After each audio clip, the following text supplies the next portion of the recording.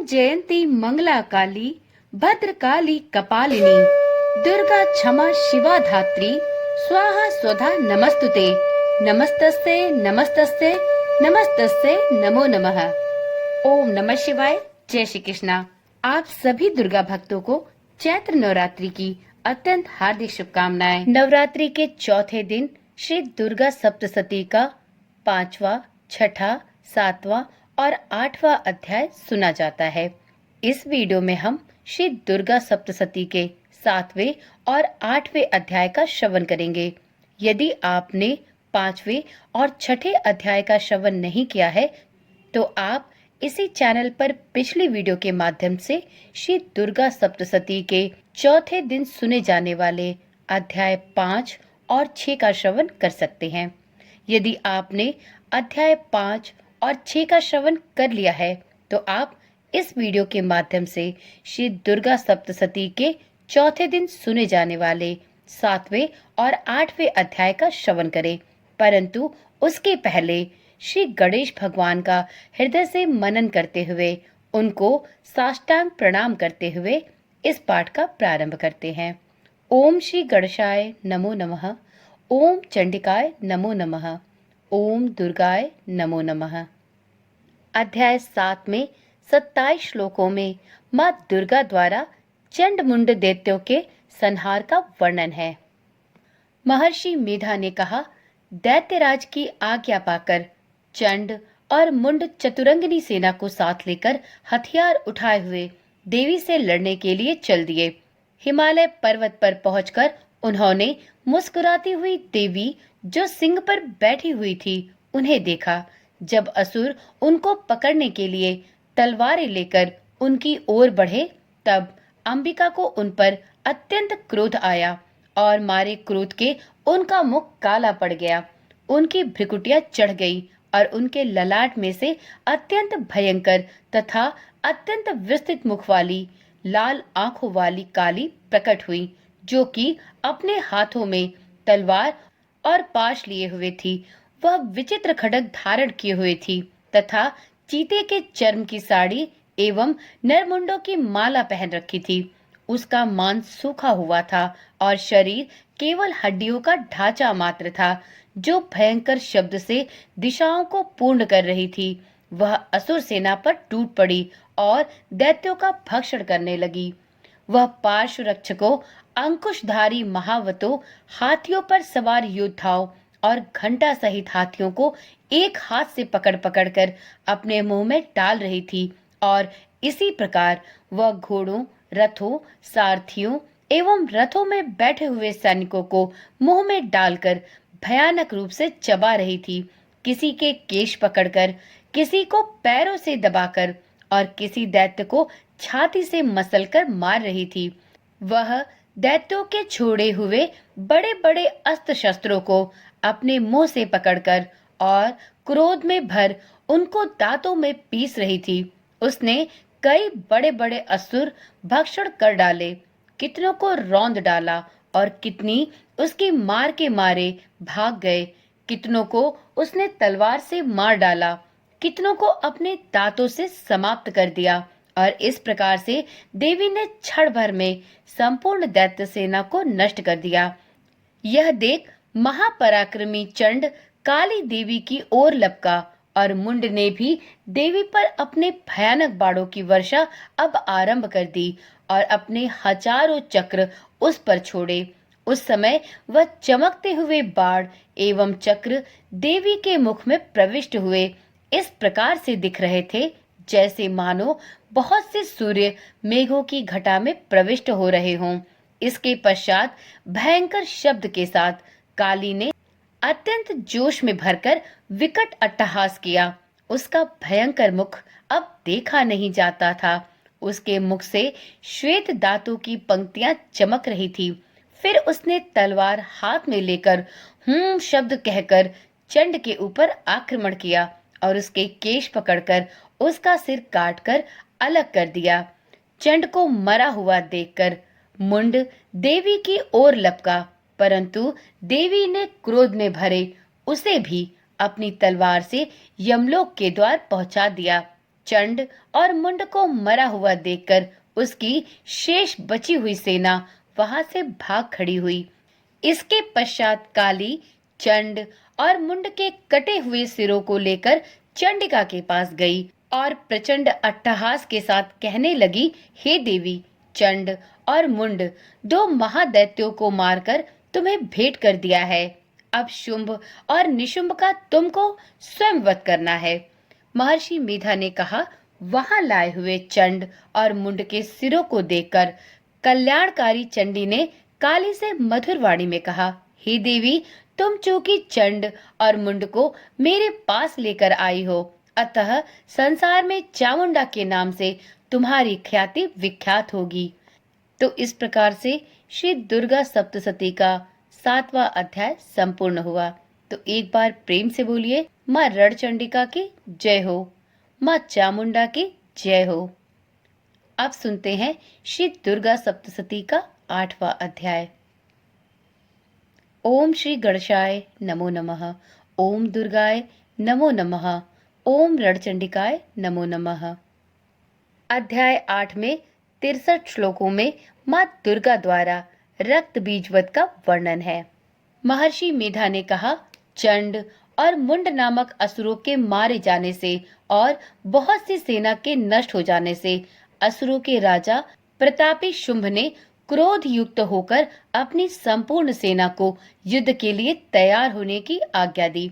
उसने कहा, अब उदययुध नामक 86 असुर सेनापति अपनी सेनाओं के साथ युद्ध के लिए जाएं और कंबू नामक 84 सेनापति भी युद्ध के लिए जाएं और कोटि वीर्य नामक 50 सेनापति और धौम्रकुल नाम के 100 सेनापति प्रस्थान करें।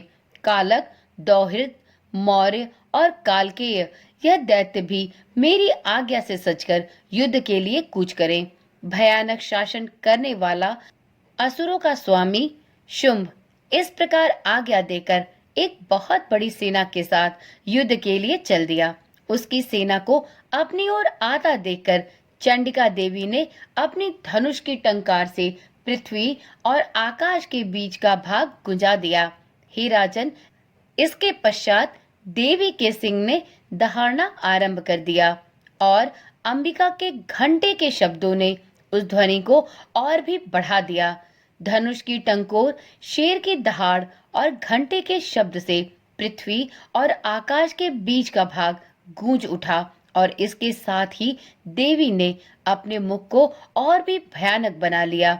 ऐसे भयंकर शब्द को सुनकर राक्षसी सेना ने देवी तथा सिंह को चारों ओर से घेर लिया। हे राजन, उस समय दैत्यों के नाश के लिए और देवताओं के हित के लिए ब्रह्मा, शिव, कार्तिकेय, विष्णु तथा इंद्र आदि देवों की शक्तियां जो अत्यंत पराक्रम और बल से संपन्न थी, उनके शरीर से निकलकर उसी रूप में चंडिका देवी के पास गईं।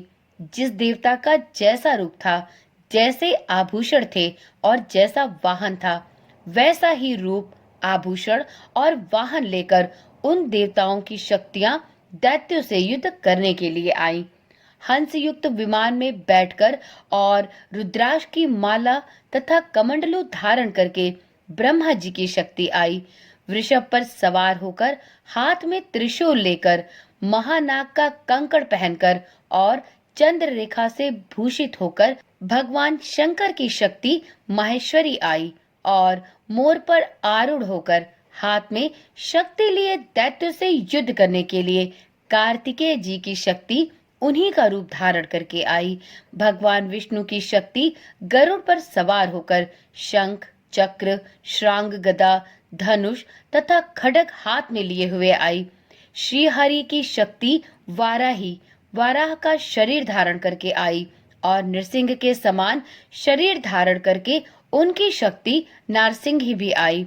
उसकी गर्दन के झटकों से आकाश के तारे टूट पड़ते थे और इसी प्रकार देवराज इंद्र की शक्ति ऐन्द्री भी इरावत के ऊपर सवार होकर आई। पश्चात इन देव शक्तियों से घिरे हुए भगवान शंकर ने चंडिका देवी से कहा, हे देवी, मेरी प्रसन्नता के लिए तुम शीघ्र ही इन असुरों को मारो। इसके पश्चात देवी के शरीर में से अत्यंत उग्र रूप वाली और सैकड़ों गीदड़ियों के समान आवाज करने वाली चंडिका शक्ति प्रकट हुई।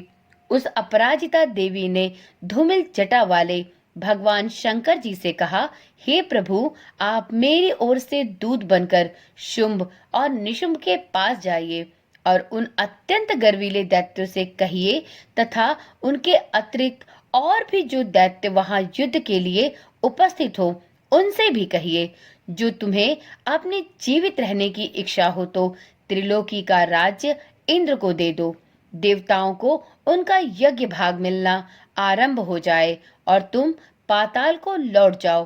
किंतु यदि बल के गर्व से तुम्हारी लड़ने की इच्छा हो तो फिर युद्ध भूमि में आ जाओ।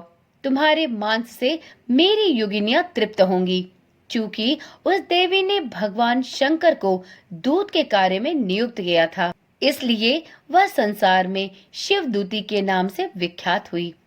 भगवान शंकर से देवी का संदेश पाकर उन दैत्यों के क्रोध का कोई पारावार न रहा और वह जिस स्थान पर देवी विराजमान थी वहां पहुंचे और जाने के साथ ही उस देवी पर बाणों और शक्तियों की वर्षा करने लगे।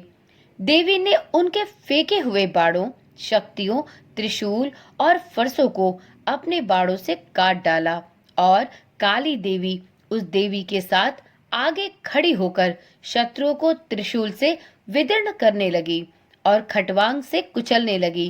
ब्रह्माणी जिस तरफ दौड़ती थी उसी तरफ अपने कमंडलू का जल छिड़ककर दैत्यों के वीर्य एवं बल को नष्ट कर देती थी और इसी प्रकार माहेश्वरी त्रिशूल से, वैष्णवी चक्र से और अत्यंत कोप वाली कौमारी शक्ति द्वारा असुरों को मार रही थी और इंद्र के बाजू के प्रहार से सैकड़ों दैत्य रक्त की नदियां बहाते हुए पृथ्वी पर ही सो गए। वाराही ने कितने ही राक्षसों को अपनी थुथुन द्वारा मृत्यु के घाट उतार दिया। दाढ़ों के अग्रभाग से कितने ही राक्षसों की छाती को चीर डाला और चक्र की चोट से कितनों को विदीर्ण करके धरती पर डाल दिया। बड़े बड़े राक्षसों को नारसिंह ही अपने नखों से विदीर्ण करके भक्षण कर रही थी और सिंहनाद से चारों दिशाओं को गुंजाती हुई रणभूमि में विचरण कर रही थी। शिवदूती के प्रचंड अट्टहास से कितने ही दैत्य भयभीत होकर पृथ्वी पर गिर पड़े और उनके गिरते ही वह उनको भक्षण कर गई। इस तरह क्रोध में भरे हुए मातृगणों द्वारा नाना प्रकार के उपायों से बड़े बड़े असुरों को मरते हुए देखकर राक्षसी सेना भाग खड़ी हुई और उनको इस प्रकार भागता देखकर रक्त बीज नामक महापराक्रमी राक्षस क्रोध में भरकर युद्ध के लिए आगे बढ़ा। उसके शरीर से रक्त की बूंदें पृथ्वी पर जैसे ही गिरती थी, तुरंत वैसे ही शरीर वाला तथा वैसा ही बलवान दैत्य पृथ्वी से उत्पन्न हो जाता था। रक्त बीज गदा हाथ में लेकर ऐन्द्री के साथ युद्ध करने लगा।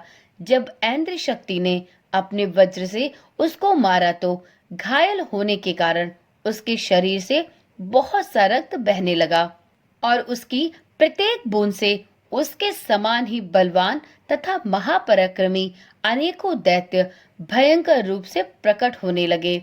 वह सब के सब दैत्य बीज के समान ही बलवान तेज वाले थे। वह भी भयंकर अस्त्र शस्त्र लेकर देवियों के साथ लड़ने लगे। जब ऐन्द्री के वज्र प्रहार से उसके मस्तक पर चोट लगी और रक्त बहने लगा तो उसमें से हजारों ही दैत्य उत्पन्न हो गए। वैष्णवी ने चक्र से और ऐन्द्री ने गदा से रक्त बीज को चोट पहुंचाई और वैष्णवी के चक्र से घायल होने पर उसके शरीर से जो भी रक्त बहा उससे हजारों महाअसुर उत्पन्न हुए, जिनके द्वारा यह जगत व्याप्त हो गया।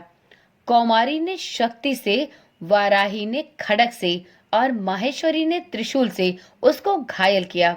इस प्रकार क्रोध में भरकर उस महादैत्य ने सब मातृशक्तियों पर पृथक पृथक गदा से प्रहार किया और माताओं ने शक्ति तथा शूल इत्यादि से उसको बार बार घायल किया।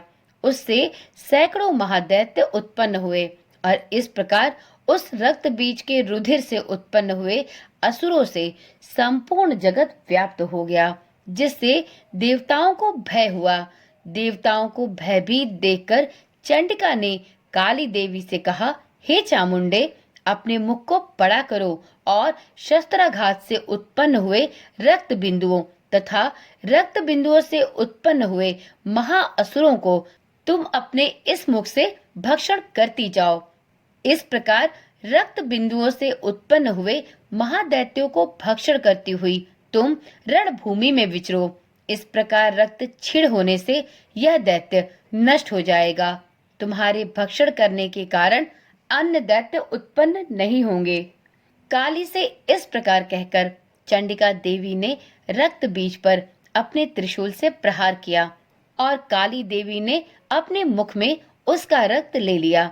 तब उसने गदा से चंडिका पर प्रहार किया। प्रहार से चंडिका को तनिक भी कष्ट न हुआ, किंतु रक्त बीज के शरीर से बहुत सारा रक्त बहने लगा। लेकिन उसके गिरने के साथ ही काली ने उसको अपने मुख में ले लिया। काली के मुख में उस रक्त से जो असुर उत्पन्न हुए उनको उसने भक्षण कर लिया और रक्त को पीती गई।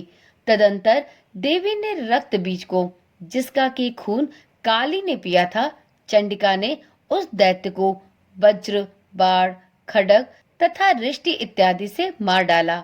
हे राजन, अनेक प्रकार के शस्त्रों से मारा हुआ और खून से वंचित वह महादैत्य रक्त बीज पृथ्वी पर गिर पड़ा।